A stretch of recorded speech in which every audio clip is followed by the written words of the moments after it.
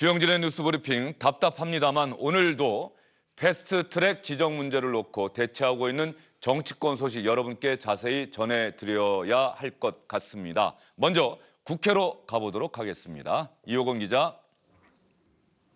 네, 국회입니다. 네, 지금부터 제가 상당히 여러 개 질문을 던질 텐데요. 이호건 기자가 취재한 만큼 아는 만큼 시청자 여러분께 설명해 주시기 바랍니다. 먼저 지금 현재 국회 상황은 어떻습니까? 네, 지금 당장 충돌은 없지만 폭풍전야 같은 상태입니다. 여야 모두 패스트트랙 지정 시도를 앞두고 비상대기하고 있는 상태인데요. 보통 사개특위 회의가 열리는 국회 220호 앞에는 한국당 의원들 10여 명이 앞에 의자를 놓고 앉아서 막고 있는 상태고요. 정기특위 회의가 열리는 445호 안에도 한국당 의원들이 들어가 있습니다. 다른 의원들은 국회 모처에서 대기하며 회의가 열리는 장소로 뛰어갈 준비를 하고 있습니다. 민주당 의원들 역시 마찬가지입니다. 언제든 정개특위나 사개특위 회의 소집이 시작되면 즉각 모일 태세입니다. 지금은 민주당 사개특위 위원들이 최고위원들과 함께 바른미래당이 새롭게 제시한 공수처 법안을 수용할지 여부를 논의하고 있습니다. 일촉즉발의 상황은 오늘도 계속되고 있는 건데 조금 전에 얘기하신 바른미래당의 공수처안 변수가 될 것 같습니까? 네, 바른미래당 김관영 원내대표는 오늘 아침 최고위원회의에서 권은희 의원이 발의한 새 공수처 법안을 민주당이 받아야 패스트트랙을 계속 진행하겠다고 밝혔는데요. 이 법안은 공수처의 독립성을 보장하기 위해 인사권을 대통령 대신 수사처장이 갖도록 했고요. 판검사, 경무관 이상 경찰에 대한 기소 권한도 기소심의위원회를 따로 둬서 논의하게끔 만들었습니다. 결국 관건은 김관영 원내대표 말대로 이 안을 민주당이 받느냐 마느냐인데요. 사실 김관영 원내대표와 민주당 홍영표 원내대표는 지난 주말 전화통화로 이 안과 관련된 사전 교감을 한 거로 알려졌습니다. 실제로 지금 민주당 내에서도 권은희 의원 안을 못 받을 이유가 없다는 의견이 많아 민주당이 이 안을 받고 패스트트랙을 진행할 가능성이 높습니다. 최종 결정은 홍영표 원내대표가 김관영 원내대표를 직접 만나 정할 거로 보입니다. 홍영표 민주당 원내대표와 바른미래당 김관영 원내대표 만나고 나면 오늘 패스트트랙 지정 강행할지 안 할지 결정이 될 것 같은데 이호건 기자가 보기에 말이죠. 오늘 정개특위, 사개특위 열려서 패스트트랙 지정할 것 같습니까? 네, 현재로선 장담할 수 없지만 일단 오늘 안에 정개특위와 사개특위가 열릴 가능성은 높습니다. 민주당이 바른미래당의 공수처 법안을 수용하는 대로 여야 사당은 즉각 사개특위와 정개특위를 동시에 열어서 선거법과 공수처법, 검경수사권 조정, 패스트트랙을 지정한다는 계획입니다. 물론 한국당이 결사항전 의지를 다니며 회의 자체를 막고 있어서 정상적으로 회의가 열릴지는 아직 알 수 없습니다. 이런 상황에서 말이죠. 민주당과 한국당 서로 맞고발을 참 많이 한 것 같은데 절대 중간에 고발을 취하하는 그런 경우는 이번에는 결코 없을 것이다. 이렇게 강조를 하고 있죠. 네, 민주당은 한국당 나경원 원내대표 등 의원 18명과 보좌진 2명을 검찰에 고발했습니다. 국회에서의 물리력 행사를 금지한 국회 선진화법 조항을 위반했다는 건데요. 법규상으로는 국회 회의를 방해할 경우 5년 이하 징역, 1천만 원 이하 벌금에 처하도록 돼 있습니다. 민주당은 3시에 한국당 의원들을 공무집행 방해 혐의로 추가 고발한다는 방침입니다. 정의당도 한국당 의원과 보좌진 등 42명을 고발했습니다. 한국당도 맞고발로 대응했는데요. 민주당 홍영표 원내대표를 포함한 17명에 대해 폭행 등 혐의로 고발장을 제출했습니다. 한국당은 지금까지 조사한 바로는 보좌진 27명이 다쳤고 김승희 의원은 전치 6주의 중상을 입었다며 역시 추가 고발을 준비하고 있다고 밝혔습니다. 이호건 기자, 여야가 이렇게 극렬하게 대치할 때 말이죠. 항상 그동안의 관행을 보면 결과적으로 합의하는 수밖에 없고 그렇게 대치 상황을 풀었던 적이 많은데 이번에도 혹시 이렇게 격렬하게 대치하다가 극적으로 협상을 하고 타협을 볼 가능성은 없습니까? 네, 현재로서 그럴 가능성은 거의 없어 보입니다. 지난 26일 새벽 한국당 나경원 원내대표와 민주당 홍영표 원내대표가 만나서 담판을 벌였는데요. 패스트트랙을 철회하라는 나 원내대표 요구에 홍 원내대표는 그럴 수 없다. 정상적으로 특위를 열자고 한 거로 전해졌습니다. 이후 두 원내대표끼리 추가 담판은 이뤄지지 않고 있습니다. 양측의 입장차가 너무 커서 현재로선 합의 가능성이 없어 보입니다. 이호근 기자, 하나만 더 물어보도록 하겠습니다. 오늘 정개특위, 사개특위가 열릴 시간, 여야가 다시 충돌할 가능성이 큰 시간이 대략 언제쯤으로 추정이 됩니까?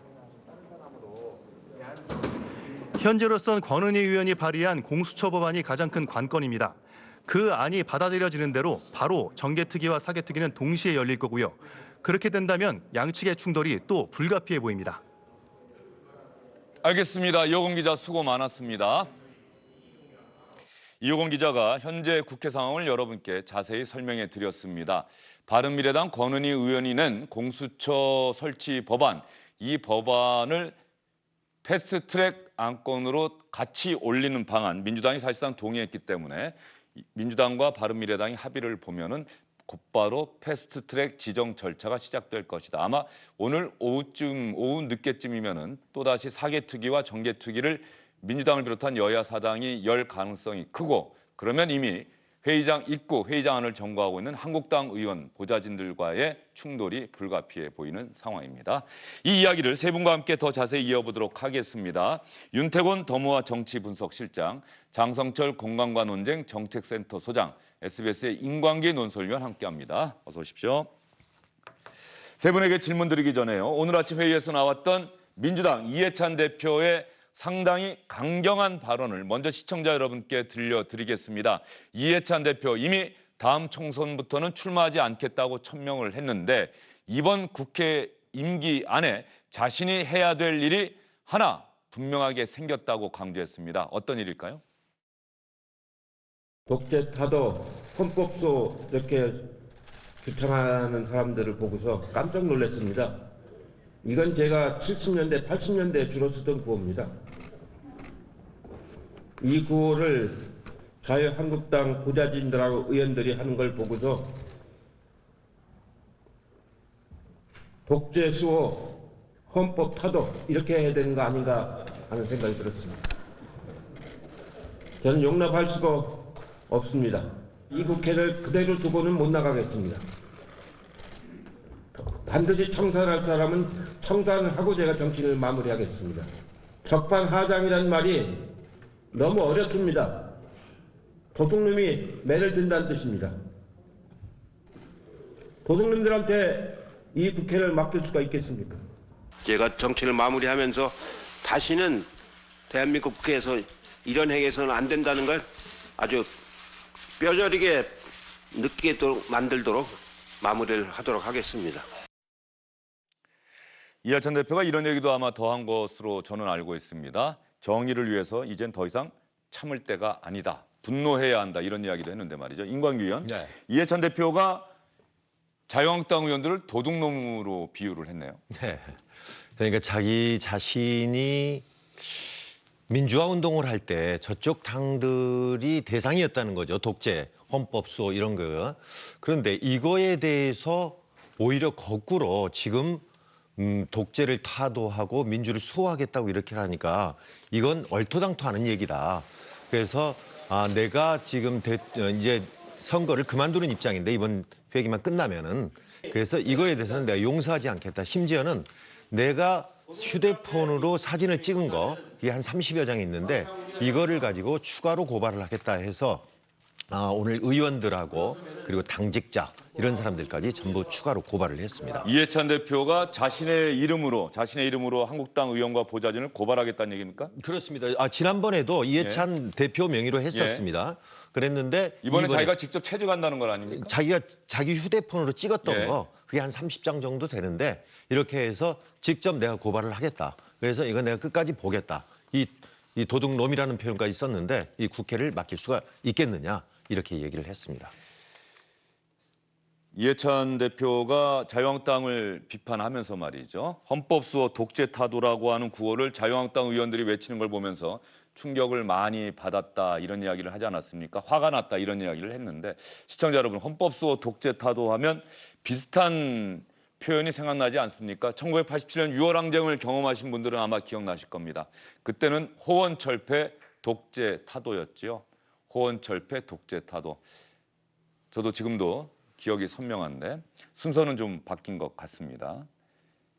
윤태곤 실장도 저 장면 기억나시죠? 예, 기억나죠. 저는 저 때는 중학생이었습니다. 예. 그래도 뭐 많이 봤죠. 지금 명동성당 근처에서 찍은 사진 같은데 호원철폐 독재 타도가 1987년 6월 항쟁 때 거리에 나선 시민을 하나로 묶은 그런 상징적인 구호였는데 지금 자유한국당 입에서 독재 타도라는 표현이 나오고 있다. 이걸 어떻게 봐야 할까요? 이해찬 대표는 아마 거기에 상당히 분노한 것 같은데 말이죠. 이제 전반적인 정치 언어의 인플레이션 현상이 심하다고 생각해요. 정치 언어의 인플레이션. 예, 저는 자유한국당이나 뭐 한국당 지지자들 입장에서 이 선거 제도에 대해 가지고 되게 불만이 있을 수는 있다고 생각합니다만은 지금 2019년 4월 작금의 우리나라를 독재라고 한다면 전 말하는 분들도 별로 안 믿을 것 같다라는 그런 생각이 들거든요. 그러니까 이제 언어의 인플레이션은 곧바로 또 뭐하고 연결되느냐 하면은 신뢰 저하하고 연결이 되는 거죠. 이쪽 정치 언어의 대표에 인플레이션은 정치권에 대한 신뢰의 저하로 이어질 그렇습니다. 것이다. 이제 이해찬 대표가 말하는 건 몇 가지 이유가 있는 것 같아요. 첫 번째는 이해찬 대표는 정말로 화가 난 것 같아요. 두 번째로는 이 국면에서 지금 여권이 밀릴 경우에는 상당히 어려워진다라는 게 분명하지 않습니까? 뭐 흔히 레임덕 하지만은 그렇게 갈 수도 있다라는 거. 그럼 마지막에 이게 좀 중요한 포인트일 것도 같은데요. 한국당 의원들이나 보좌진들이 지금 상당히 똘똘 뭉쳐 있는 것 같아요. 자기들의 내적 단합력이 강한 것 같은데, 근데 민주당은 이제 그 특위 의원들이 나서서는 이제 몸싸움을 하고 있지만은 네. 민주당의 뭐 130명 의원이 다 여기 붙을 수도 없고 아닐 수도 없고 지금 좀 어중간한 상황이거든요. 그러니까 이런 부분에 대해서 좀 내적인 걸 다 잡고자 하는 포석까지 깔려 있는 것 같아요. 예, 장성철 소장님께도 비슷한 질문 던져볼게요.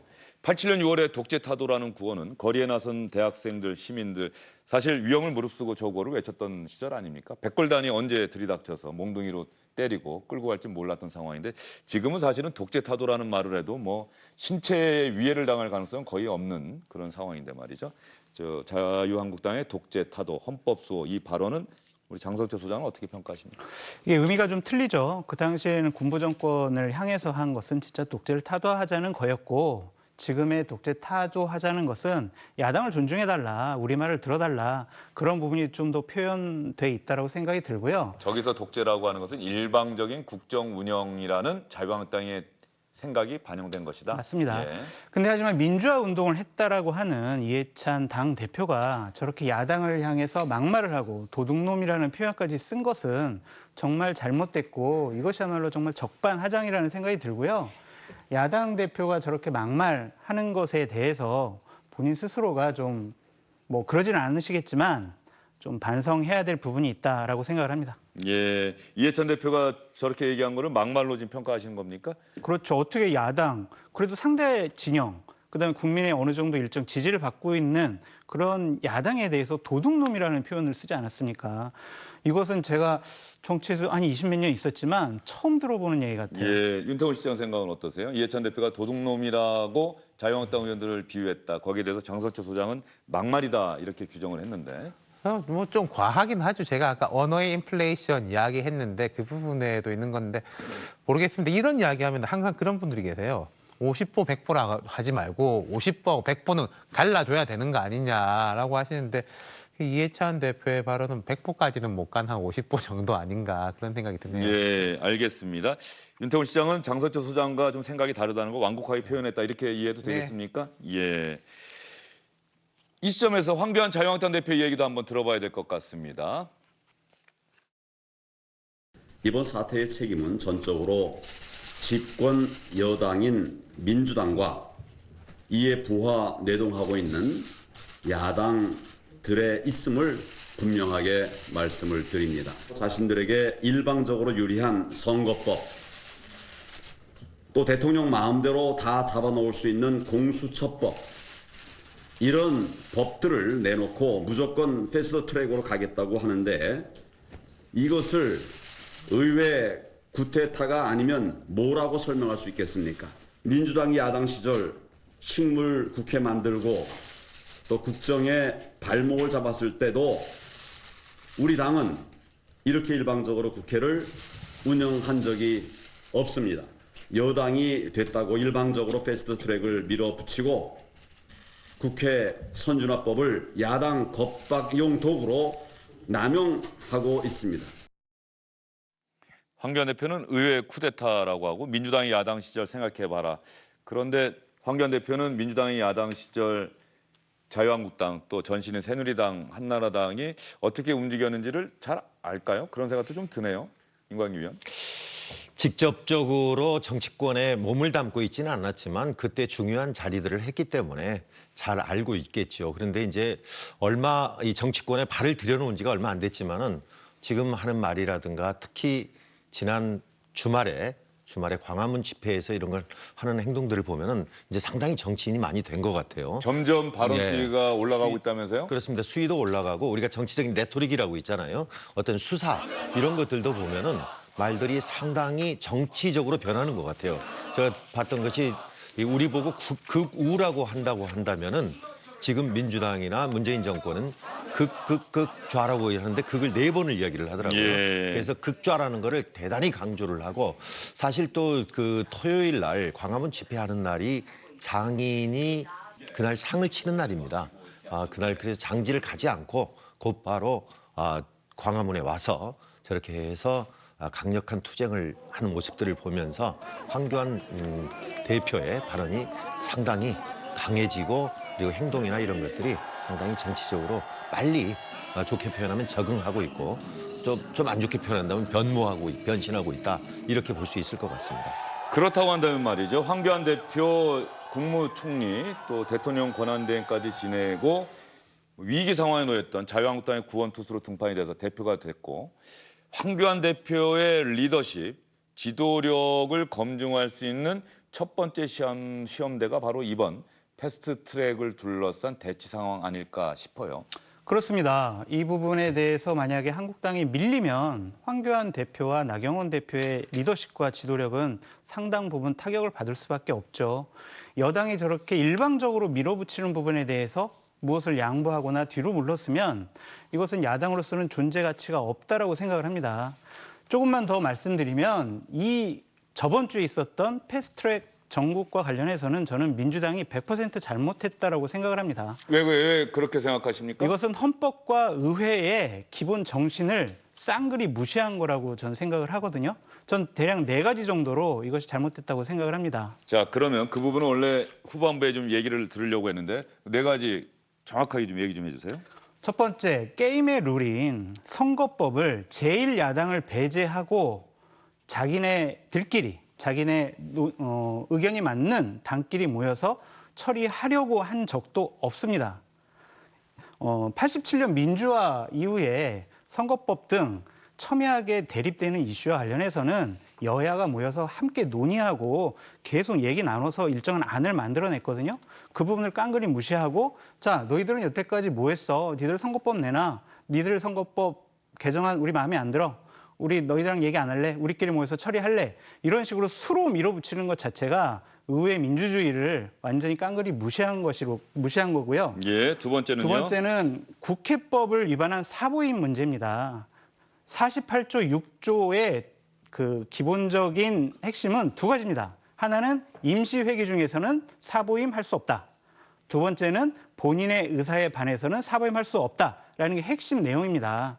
이 48조 6항은 2003년도 열린 우리당 때 이종걸, 정세균 의원, 추미애 의원, 송영길 의원 등이 자기네들이 만든 조항이에요.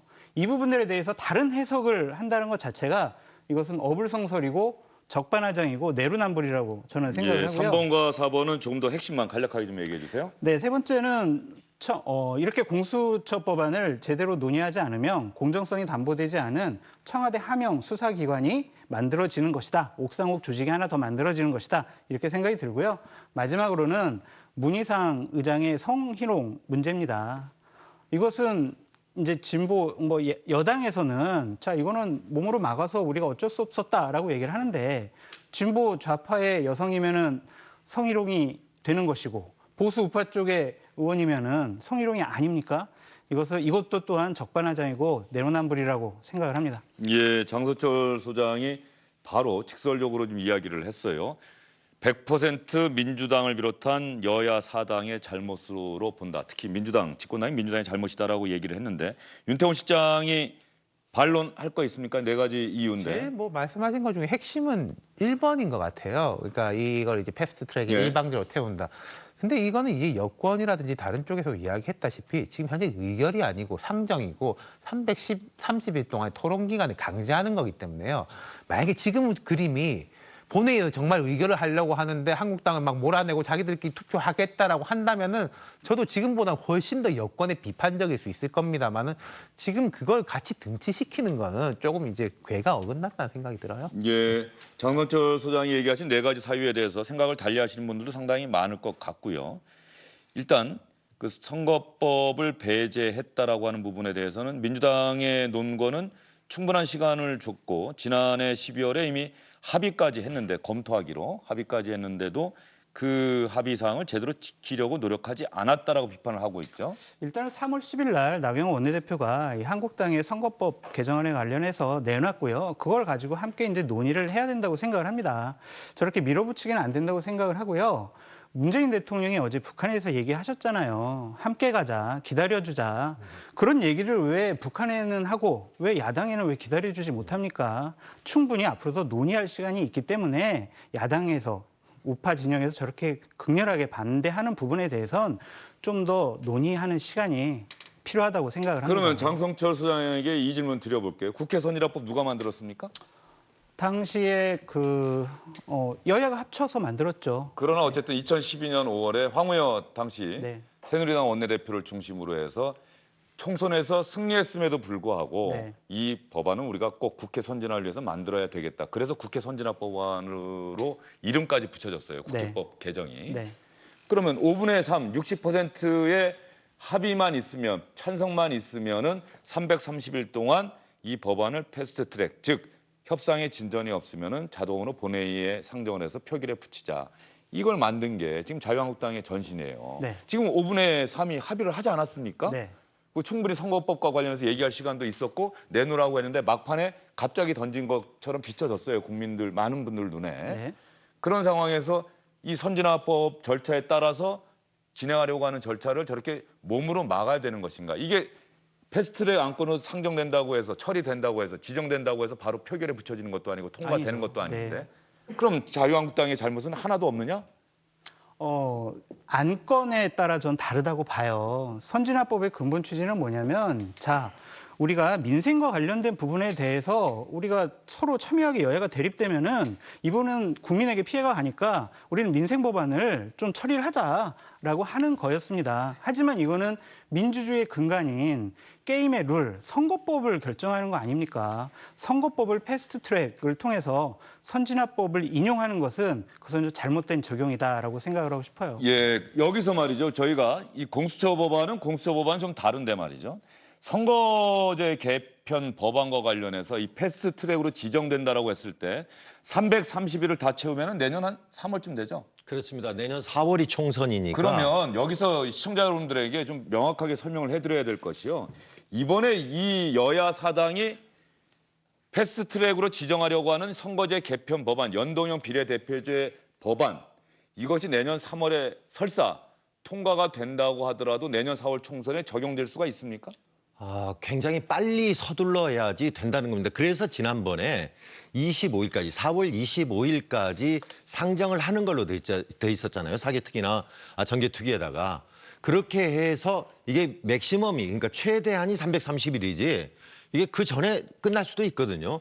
그래서 그 최대한 330일 해야지 내년 3월이 된다는 이야기예요. 그렇게 되면 이게 끝나는 게 아니에요. 또 그러면 거기에 따른 선거구 획정을 해야 됩니다.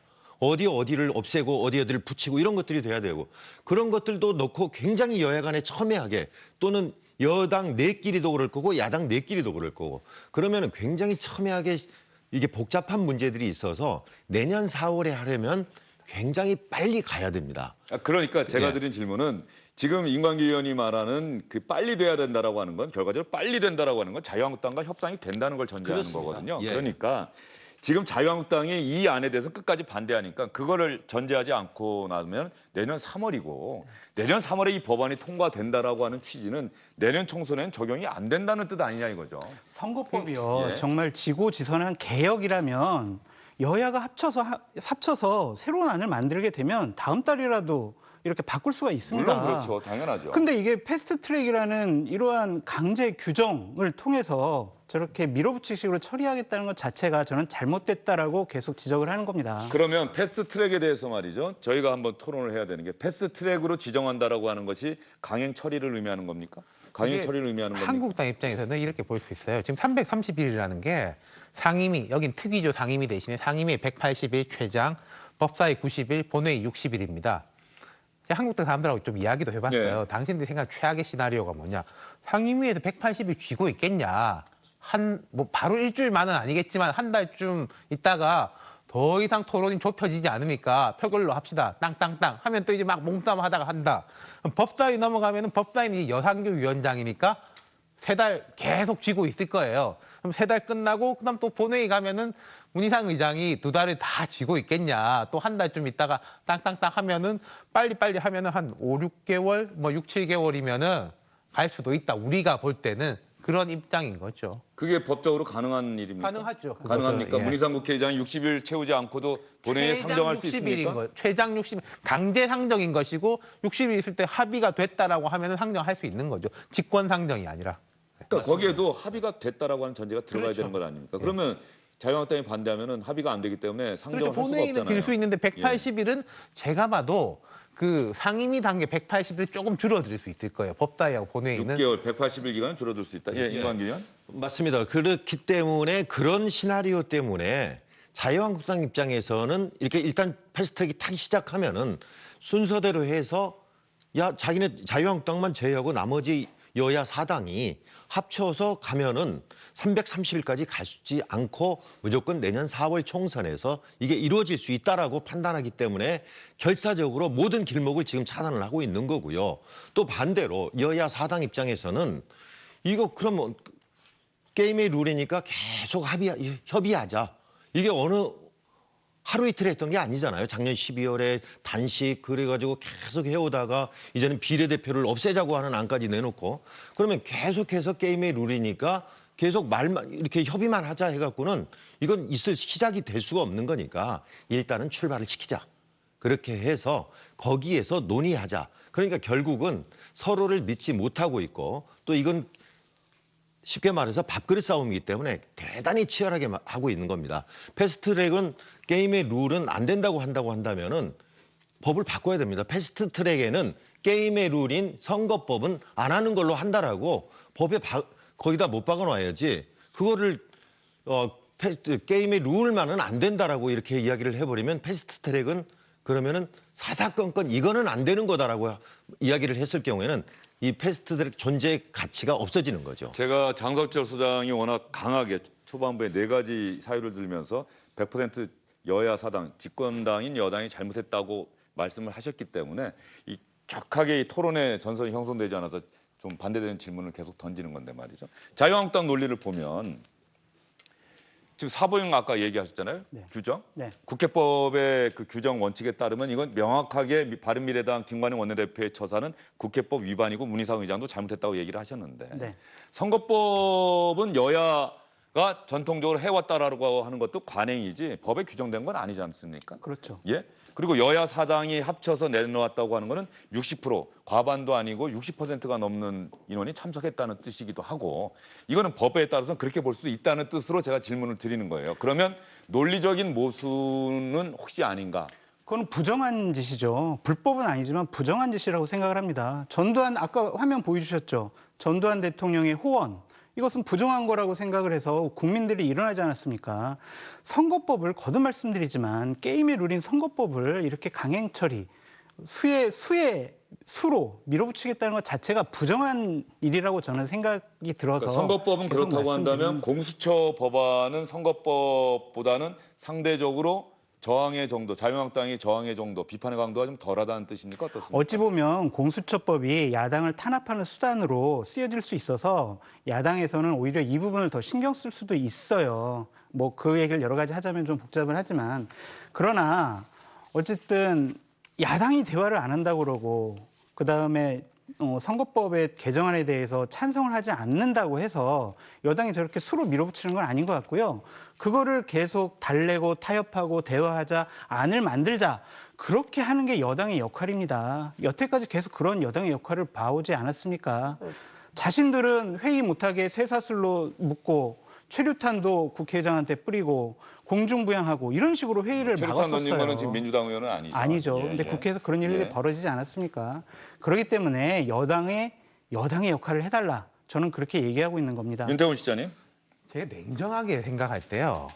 한국당이 계속 막기는 어려울 것 같아요. 물리적으로. 왜냐하면은 뭐 여당하고 이게 같이 있는 나머지 사당에서는 다양한 수를 쓸 수 있습니다. 이상민 사개특위위원장도 말했지만은 우리 뭐 이 회의장에서 안 하고 딴 데 가서 해도 된다. 또 실제로 라는 그렇게 거고. 시도도 했고요. 실제 이게 그리고요. 의결이 아니라 법안 발의가 됐기 때문에 상정만 하면 되는 거거든요. 몇 단계 갈 것도 아니고 상정 땅땅땅 두드리면 끝입니다. 그다음에 그다음부터 이제 무기명 표결이더라고요. 예. 그 시간은 좀 걸릴 것 같아요. 그러니까 그래서 제가 한국당한테 좀 정말 진정으로 말씀드리고 싶은 건요. 야구 팬이나 축구 팬들이 이런 이야기 하는 경우가 있습니다. 젖 잘 싸. 졌지만 잘 싸웠다. 한국당 입장에서는 충분히 지금 볼 때 뭐 개파 갈등도 많이 없어지고 내적으로 이제 진짜 야당이다 이 얻은 게 꽤 있는 것 같아요. 근데 패스트트랙 이후에 대한 전략을 좀 고민해야 될 때가 아닌가. 뭐 어떤 이렇게 보면은 바른미래당도 많이 갈라져 있고 이런 식으로 이야기할 수도 있습니다. 우리가 제도적인 것을 인정하지만은 내용적인 것에서는 정말로 토론해보자라고 하면은 아까 제가 말씀드렸지만은 또 여론이 약간 바뀔 수도 있는 거예요. 그런 부분까지도 모르겠습니다. 그 나경원 원내대표나 황교안 대표가 생각을 하고 있는지 생각을 하고 있다 하더라도 지금 이 입 밖에 못 내놓겠지만은 그런 부분으로 서서히 이제 눈에 돌릴 때가 아닌가 싶어요. 예, 여기서 말이죠. 예, 장 소장 아주 짤막하게 얘기해 주십시오. 오늘 말씀 워낙 많이 하셨기 때문에 짤막하게 얘기해 주십시오. 퇴로를 가정을 하고 싸움을 해서는 안 되는 문제라고 생각을 하고요. 이 부분은 배수진을 치고 한국당과 보수파가 막아야 될 부분이라고 저는 생각을 합니다. 예, 알겠습니다. 이 장서철 소장님이 오늘 아주 작심하고 나오신 것 같아요. 가장 명료하게 이렇게 얘기를 해주시는데 그러다 보니까는 제가 자꾸 거기에 반대되는 질문을 던지고 있고요. 실제로 장성철 소장님이 얘기하신 것과 반대되는 여론조사 결과가 나왔다 이런 얘기가 있는데 말이죠. 임광기 의원께서 한번 설명해 주시죠. 패스트트랙 추진에 대한 여론조사를 해봤습니다. 그랬더니요.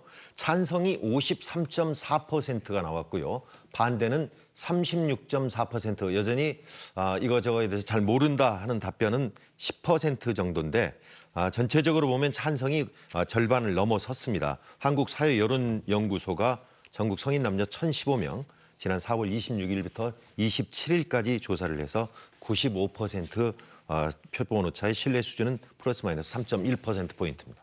예, 이걸 지역별 또 지지 정당별 이렇게 좀 자세히 분석을 해서 전해드리면 더 좋을 텐데 일단 거기까지는 저희가 자료 준비가 안 된 것 같고요. 시청자 여러분, 자세한 내용은 한국사회여론연구소 KSOI 홈페이지나 중앙선거여론조사 심의위원회 홈페이지를 참조하시고요. 패스트트랙 추진에 찬성하는 의견이 53.4%, 반대가 36.4%, 오차 범위를 이미 뛰어넘은 차이로 찬성 여론이 더 많습니다. 여기에 대해서는 우리 장서철 소장님은 또 어떤 얘기를 하실까요? 아까 우리 윤태곤 소장하고 저희 얘기를 했는데 네. 저거는 진영으로 쫙 갈린 거라고 보여져요. 그러니까 민주당하고 뭐 정의당 지지자들 53%, 그다음에 한국당, 바른당 일부 36%, 그 정도 진영에 완전히 갈라져서 조사된 여론조사라고 생각이 드네요. 예, 윤태훈 시장도 그렇게 평가하십니까? 네, 저도 뭐 그렇게 보는데 그러니까 이걸 어떻게 해석하느냐 문제인데 결국은 한국당 입장에서도 이게 진영 이상의 거로는 아직은 뚫고 나가지 못하고 있다. 자기 지지층을 결집시키는 데 국한돼 있다. 이렇게 볼 수 있는 거죠. 예, 어쨌든 두 분이 보다 더 한 발짝 들어가서 이것은 진영에 따른 여론조사 결과가 그대로 반영된 것 아니냐 이렇게 평가를 하고 계시는데 또 많은 분들은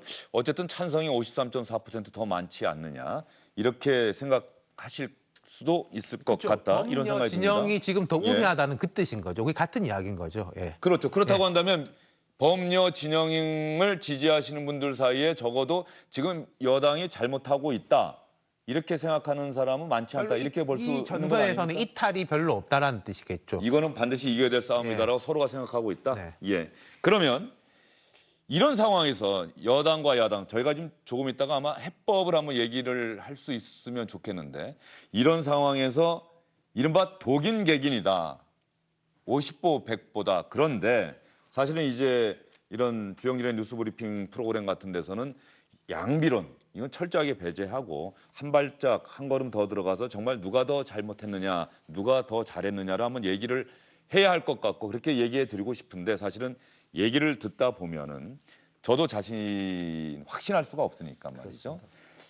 어쨌든 이런 상황에서 청와대 국민청원 사이트에 자유한국당 해산해야 된다는 청원이 올라갔다고 해서 오늘 SNS에 많이 글이 올랐더라고요. 그렇습니다. 22일부터 올려져 있는 건데요. 자유한국당을 해산해라 하는 청원이 어유 많이 서명했네요. 지금 저게 37만 9천인데요. 제가 들어오기 직전에 40만이 넘었습니다. 그래서 시간당 한 10,000명 정도가 추가가 되고 있는데 물론 저 숫자가 큰 의미는 없습니다. 40만이라는 게 전국 국민으로 따진다면은 얼마 안 되겠지만은 지금까지 국민 청원이 올라와서 증가하는 숫자로 본다면은 굉장히 빠른 숫자입니다. 물론 이것이 정치적인 의미가 있기 때문에 그럴 거고요. 반면에 여기에 맞서서 더불어민주당을 정당 해산 청원하는 맞불일 또 이 청원이 올라와 있습니다. 이거는 아까 지금 말씀했던 거는 22일부터였는데 이거는 오늘 아침부터입니다. 물론 수적인 차이가 있겠지만은 지금 화면에는 4,570명으로 되어 있는데 제가 들어오기 직전에 보니까 16,000명까지 올라 있었습니다. 예. 물론 숫자적으로는 40만 대 16,000이면 큰 차이가 있기는 하지만은 출발 시작이 다르고요. 또 어떤 진보와 보수의 인터넷 속에서의 결집 이런 것들은 차이가 있기 때문에 그렇긴 하지만은 아무튼 이 인터넷 상에서도 그리고 청와대 게시판 상에서도 이 진영 간에 이런 치열한 이 논쟁이 벌어지고 있는 상황이다 이렇게 읽을 수 있을 것 같습니다. 예, 청와대 청원 사이트가 저런 면에서 본다고 한다면 정치적 주장이 좀 난무하겠다. 그리고 각자가 청와대 청원 사이트에 접속하시는 분들이 자신이 지지하는 정당에 따라서 참 대한민국 제1정당과 제2정당을 해산하라라는 국민 청원이 올라온 것 이거 어떻게 봐야 될까요? 아까 진영이 이제 극도로 나누어지고 있으면서 말하자면은 이런 거 있을 거예요. 분명히 여당 지지층 내에서도 이렇게 좀 세게 해야 될 건가? 야당 지지층 입장에서도 우리가 정통 보수라고 했던 사람들인데 뭐 독재 타도 이런 회의 방해하는 게 맞는 건가 싶은 분들이 분명히 있을 건데 이렇게 나눠지면은 내가 이런 이야기 꺼내면은 우리 진영에 이게 흐트러지니까 이런 식으로 해서 이제 입을 닫게 되고 말을 못 하게 되고 더 이쪽에 뭉쳐져 있게 되는 거죠. 이게 좀 당분간 갈 것 같아가지고 걱정이 크네요. 예, 어떻게 보세요? 전쟁이 계속 이제 시작되고 앞으로 더 격렬해질 것 같다는 생각이 듭니다. 전쟁입니까? 네, 내년 총선, 그 2022년 대선 그때까지 이렇게 진영 간의 싸움이 극렬해질 것 같아서 참 여러 가지로 걱정입니다. 예, 바로 그 부분에서 정치의 부재, 정치의 실종이라고 하는 부분. 그런데 어떤 면에서 보면 여야 사당 또는 자유한국당 모두가 실질적으로 과연 이 상황을 타협과 대화를 통해서 해결할 의지가 있는 건지 하는 생각은 좀 들긴 하는데 시청자 여러분께서는 오늘 저희가 주고받은 이야기를 들으시면서 나름의 판단을 꼭 해주셨으면 좋겠다는 생각이 들고요. 여론조사 진영 이런 이야기를 저희가 계속했는데 말이죠. 공교롭게도 이번에 이 패스트트랙 전국을 거치면서 정기적으로 오늘 발표되는 여론조사 결과에서 말이죠. 여야 5당의 지지도가 다 올랐다 이런 얘기가 있던데 맞습니까? 그렇습니다. 오늘 리얼미터가 매주 월요일 날 발표를 하는데요. 오늘 4월 네 번째 주차를 발표를 했습니다. 지금 화면에 나오고 있죠. 더불어민주당이 38.0%, 자유한국당이 31.5%, 6.5% 차이가 있죠. 바른미래당 5.3, 평화당 2.7, 정의당 7.8인데 전체적으로 보면은 0.2, 0.8까지 미세한 차이지만 모두 올랐습니다. 모두 잘해서 그런 것이라기보다도 여론 분석 쪽에서는 저걸 어떻게 해석하고 있냐면 아주 중요한 이슈가 정치적인 이슈가 있을 때에는 이 지지자들의 결집이 이루어진다고 합니다. 그러니까 전체적으로 모든 정당들이 다 떨어진 정당이 하나도 없이 모두 올랐다는 이야기는 지지자들의 결집이 이루어지고 있다. 그러니까 저런 것들이 이제 선거로 갈수록 선거 이제 표로 직접 찍어야 될 때는 완전히 이제 결집이 이루어지는 거 아니겠습니까? 표출이 되는 거니까. 그러니까 지금 같은 경우에는 이 패스트트랙이라든가 이런 국회에서 벌어지는 행위들을 보면서 자기의 지지를 중간층에 있던 사람들이 아유 난 저렇게 반대하는 데는 싫어 또는 저렇게 일방적으로 저렇게 추진하는 건 난 싫어 이런 쪽에 대해서 자기의 정치적인 판단을 하게 되는 거죠. 그러니까 정치인들의 행위는 모든 게 정치적 행위 아니겠습니까? 그래서 정치적 행위를 보면서 유권자들은 어느 것이 옳은가 그른가를 판단을 해서 결국은 표로 결정하게 돼 있는 것 같습니다. 예. 약간 딴 이야기인지 모르겠는데요. 한국당에서 되게 전략적으로 생각해 볼 필요가 있을 것 같아요. 저 지지율이 계속 간다는 보장은 없습니다만은 예컨대 내년 총선에 이대로 간다라고 했을 때는 저대로 하면은 한 민주당 40대 중후반이 나올 거고 한국당 한 40 정도가 나올 겁니다. 근데 소선거구 제도에서는 그런 식으로 되면 실제 결과는 엄청나게 차이가 나거든요. 근데 지금 말하는 연동형 비례대표로 하면은 그만큼 차이가 날 거예요. 최근에 창원 선거 같은 경우에도 보면은 단일화하면 어쨌든 한국당은 지지 않습니까? 소선거구제식으로 하면은 그런 걸 한번 잘 생각해 보시는 게 좋을 것 같아요. 예. 이 여론조사 결과 지지층의 결집이다 이렇게 인광위원이 분석해 주셨는데 장서철 소장은 어떻게 보십니까? 혹시 자유한국당이 저 여론조사 결과 보고 더 고무되는 건 아닌지 싶은 생각도 들어요. 좋아할 격차가 거예요. 좁혀들었네요. 좋아할 거예요. 왜냐하면 지지층이 결집을 하니까. 지금 황교안 대표나 나경원 대표가 원하는 거는 지지층의 결집일 겁니다. 분열이 아니라. 많은 이제 정치 공학자들이 자, 외연 확대를 어떻게 할 거냐라고 얘기를 하는데 선거를 앞두고 제일 먼저 중요한 거는 지지층을 다지는 겁니다. 외연 확대는 나중에 선거에 임박해서 인물과 정책으로 외연 확대를 하는 것이거든요. 그렇기 때문에 지금 스스로들은 정말 잘하고 있다라고 생각을 할 것 같습니다. 예. 그러면 혹시 장덕철 소장님, 자유한국당이 집권당을 비롯한 여야 사당에게 먼저 이번 상황을 풀기 위해서 우리가 이렇게 하겠습니다라고 제안할 수 있는 건 없을까요? 나경원 원내대표가 뭐 주말에 홍영표 원내대표 만나서 담판을 했다고 하는데 뭐 결렬됐다라고 아까 보도하지 않았습니까? 야당으로서는 되게 한계가 많을 거예요. 아까도 거듭 말씀드리지만 여당의 역할이 있습니다. 국회의장의 역할이 있고 여당 당대표의 역할이 있습니다. 청와대 역할도 있고요. 그런데 이분들이 되게 날카롭게 서 있어서 너 나한테 한번 혼나볼래? 너희들은 잘못했어. 너희들은 도둑놈이야. 너희들 나쁜 놈이야. 이런 식으로 공격을 하니 어떻게 야당으로서는 자기 보호 본능이 일어날 수밖에 없겠죠. 이 부분들을 풀어야 될 중요한 포인트는 야당이 아니라 여당에 있습니다. 예, 야당이 아니라 여당에 있다. 그거는 맞는 말 같습니다. 맞는 말 같은데 지금 민주당 입장에서는 이미 야당에 충분한 시간을 줬다. 이런 생각을 갖고 있는 것 같아요. 네, 그리고 아까 제가 젖잘싸 다음 프레임을 생각해 보는 게 좋을 거라고 하는 게 아마도요. 오늘 문 대통령의 일정이나 메시지도 그렇게 됐는데 청와대는 철저하게 앞으로 당분간 경제, 민생 이런 이야기 계속할 겁니다. 정치에 대해서는 전혀 언급도 하지도 않고요. 그러면 여권은 투트랙으로 싸우는 거예요. 그럼 야권은 그쪽에 계속 매달려 갈 거냐에 대한 고민도 필요하다는 거죠. 예, 이런 상황에서 해법, 바른미래당 쪽에서 나오는 이야기인데 바른미래당은 지금 상당히 당내부가 당황스럽고 혼란스러운 모습을 보이면서도 이 국면에서 나름대로 역할을 해서 제3당의 존재감을 내비치겠다는 뭐 그런 의지를 상당히 갖고 있는 것 같습니다. 그래서 손학규 대표도 버티고 있는 것 같고요.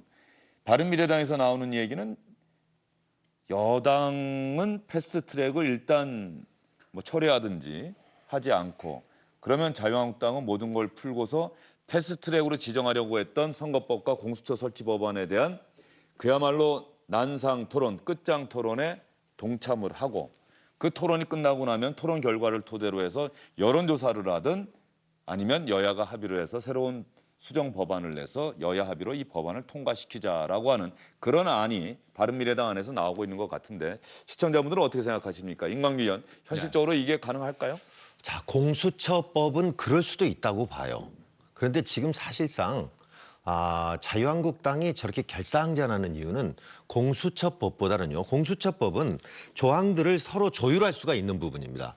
그런데 아까 계속 이야기했던 게임의 룰인 선거법만큼은 이거는 연동형 비례대표자가 가장 핵심인데 이걸 자유한국당 입장에서는 이거는 절대 받을 수가 없다는 거거든요.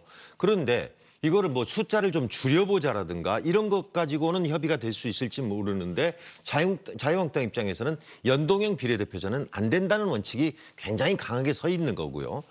반면에 여야 사당 입장에서는 특히 정의당이라든가 민평당이라든가 이런 입장에서는 비례대표제가 연동형 비례대표제가 반드시 이루어져야 된다는 입장이고 그러니까 가장 중요한 것들이 서로가 완전히 대척점에 있기 때문에 이거는 제가 보기에는 타협이라는 게 제가 보기에는 거의 어려울 거라고 봅니다. 그래서 예, 어느 쪽이 타협이 어렵다. 그런데 선거법은 타협을 해야 되는 것 아닙니까? 근데 타협이 안 되니까 이제 예. 결국은 강행할 수밖에 없고 그래서 결국은 어느 쪽 힘이 세서 뚫느냐 막느냐 이렇게 해서 출발이 일단 돼야지 어떻게 타협이 이루어질 거라고 저는 보여요.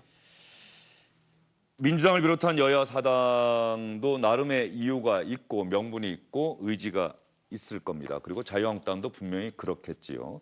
근데 국회 선진화법은 자유한국당의 전신인 새누리당 의원들이 주도해서 만들었다는 점도 많은 분들이 기억하고 계시고요. 이러한 전국이 교착 상태에 빠졌을 때, 대치 상황에 빠졌을 때 이 상황을 풀 수 있는 역량 그리고 책임은 집권당에 조금 더 많이 있다는 데도 많은 분들이 동의하실 겁니다.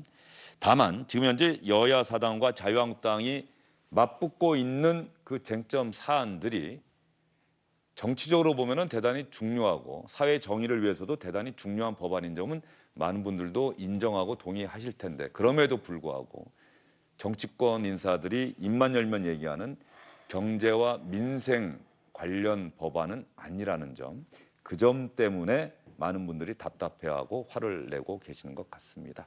오늘 긴 시간 얘기를 나눠봤는데 얘기를 나눈 이 상황에서도 제 마음도 그렇게 명쾌해지진 않고 계속 더 답답해지고 있는 것 같은데요. 오늘 국회 상황 이어지는 오뉴스와 8시 뉴스 나이트라인 통해서 시청자 여러분 잘 지켜봐 주시기 바랍니다. 그리고 시시비비는 반드시 나름대로 가려주시기 바랍니다. 오늘 정치권 소식은 여기서 마무리하겠습니다. 수고 많으셨습니다.